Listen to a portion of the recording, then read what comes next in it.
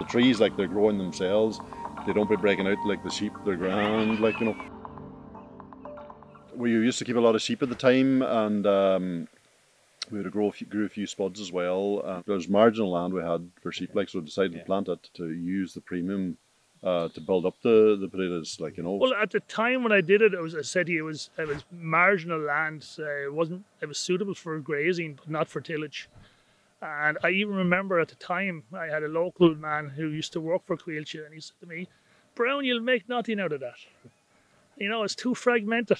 And here we are, 18, 20 years on, and I'm on my second tinnings on some of it. You know, there's a nice income coming out of it. Why I had a dairy farm at the time, and I think the penny dropped first of all when my accountant said, in 10 years' time, do you expect to be out in the middle of the night calving cows?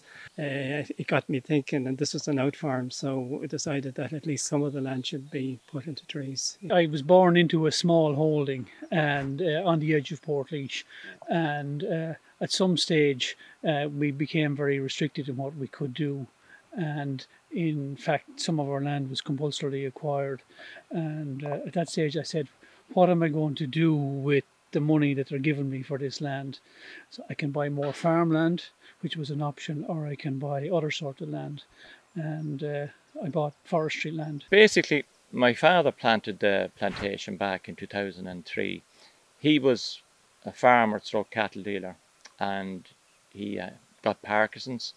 He decided he was going to retire from farming, and forestry seemed to be the ideal fit for him at the time.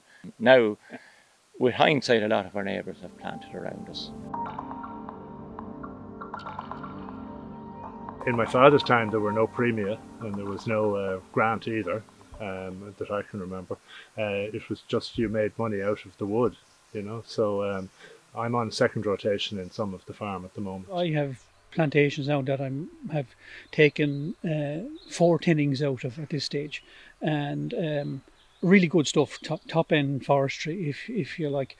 But I mean, it blows everything in farming apart from dairying completely out of the water in what it does. Yeah. But it was good that the premium was there to help us along, like, you know, to get you a leg up on, and we were able to do the loans when the premium was coming out, so that went straight into that there. Just give you that leg up then, that you were on a different level. And at the present moment, I have a harvester on site. We're doing the first tinnings and the second tinnings on some of the other plots.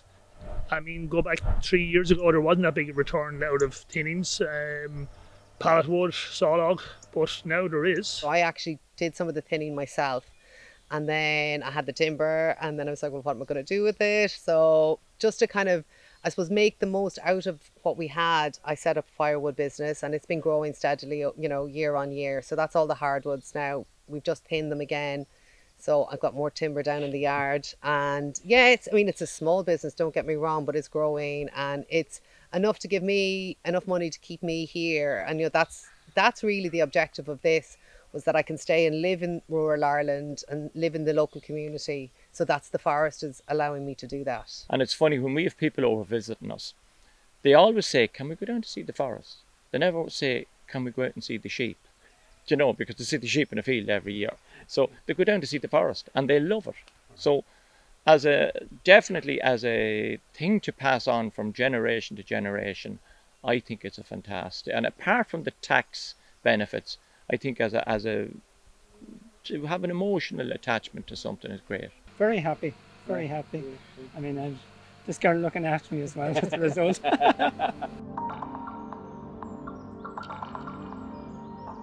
Well, you'd be very vulnerable. Like, you'd be relying on some of the other forestry companies, and they'd be telling you what the price is, and you'd be kind of hearing, oh, price of timber at roadside, you know, maybe it's worth this, it's worth that. At least now we're out there, and as a producer group, we're a maker of a price instead of a taker. All around the country there are producer groups. There are 9 in our umbrella producer group called Irish Forest Owners. They stretch from Donegal to Louth to Wexford. It's almost like standing at the ring in a cattle mart. You get to hear what's going on, who's who, what's what, who to deal with, who not to deal with, what Johnny is doing up the road and how he got on. It's a good forum for knowledge and information, and for, in a way, for problem solving. And I find it as well. It's a safe space. And it's only when we joined the group that we actually discovered that there's loads of people like us, that we're all first generation foresters. We're all out there and our knowledge level was all very similar. It was great, like, because like I say, I knew nothing about trees. I mean, I knew plenty about spuds and sheep and that, but nothing about trees. Like, so you're with people and we're going to field days and that there, so you're learning, like, I would be actively involved in what's going on, if that's what you're asking me. It wouldn't be much good now to chainsaw.